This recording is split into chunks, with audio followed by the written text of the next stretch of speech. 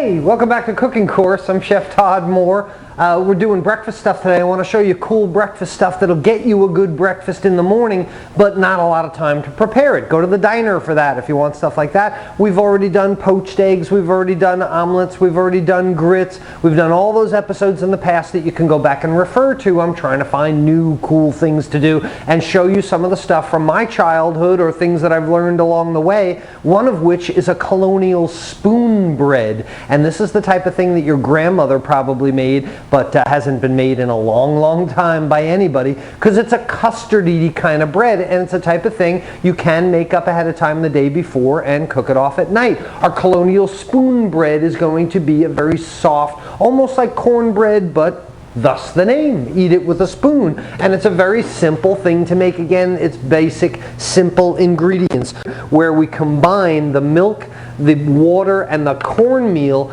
on our soup pot here. Bring this together to gelatinize some of that starch, make it kind of sticky, and I'll show you how we start. Our colonial spoon bread starts with a 1/4 cup of milk. I'm sorry, 3/4 of a cup of milk, 3/4 of a cup of water, and a lot of flame under the stove. We're going to bring that to a nice rolling boil. And while our milk and water comes to a nice soft simmer first on the stove, what we do have now is our 3 eggs that I found. And these are 3 whole eggs that are going to go in the bowl, not separated. Oh, hey, by the way, do you guys know how to separate 2 eggs? Like that.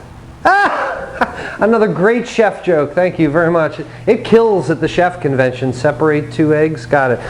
Anyway, it's whole eggs. So we'll put 3 whole eggs in this bowl here. 2, 3, and give it our 1/2 tablespoon of baking powder. This goes in with the eggs, and we'll whisk all these together. My milk and water here just barely starting to come to a simmer, and here's my 3 eggs with the baking powder. We'll go ahead and whisk those up until they're light and fluffy, whisking the 2 of them together. Keeping an eye on my milk. Whoops, let's set this aside for now, and it's going to get added 3/4 of a cup of cornmeal to the milk and the water combination till I make this ugly paste the way it is. It doesn't look pretty right now, but we'll continue to cook that. It's also going to get a pinch of salt and about a teaspoon or so of sugar in there. Combine that and turn the heat off. Hey, I almost forgot about my tablespoon of butter. That's supposed to go in with the milk and the water, but it's okay. I put it in with the hot cornmeal concoction that I have here. See what I got working? With the tablespoon of butter in here. And my other half of it is my 3 eggs, along with my 1/2 tablespoon of baking powder. We put that in there to dissolve the baking powder a little bit. But wait, like we've seen in so many episodes before, we cannot pour the eggs into a very hot item like that. What we will get is scrambled eggs and a cornmeal mush. So this cornmeal mixture has to be cooled below 165 degrees, which is the temperature for coagulating proteins in the egg. How do we do that? Well, we stir it around a little bit. You can put it in the refrigerator for a few minutes. You can set it down in an ice water bath if you'd like, but this needs to get below the temperature at which we would create scrambled eggs, because what we're really making here is a cornmeal custard, and what we want is that egg protein along with our baking powder to leaven this colonial spoon bread. So as soon as I get this cool enough, we're going to mix the 2 of them together. Stirring my cornmeal mixture around to cool it a little bit. And how's the only quantifiable way to tell what temperature it's at? Say it with me, with a thermometer. Let's put the thermometer in our dough and make sure it's under 165 degrees, but certainly under 140 is going to help us a lot more. I see 127, 129, 130, 31 is where it is, so I'm ready to add some of this egg to it, my beaten egg mixture, and combine the 2 of them together to make this custard. Stir this up, and then what I'm going to do is go ahead. I've got a prepared pan here that I've sprayed with some pan spray, or you can certainly butter the pan, and now this will simply get mixed together and portioned out into that pan.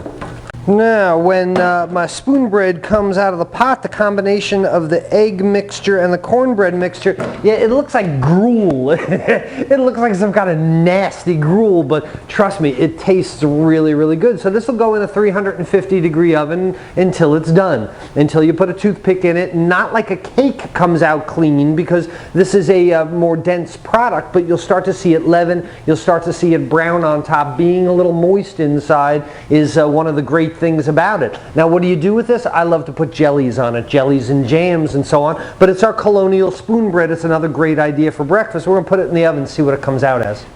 And then a few minutes later, out from the oven, there's our spoon bread, our colonial spoon bread. And you see, it's called spoon bread.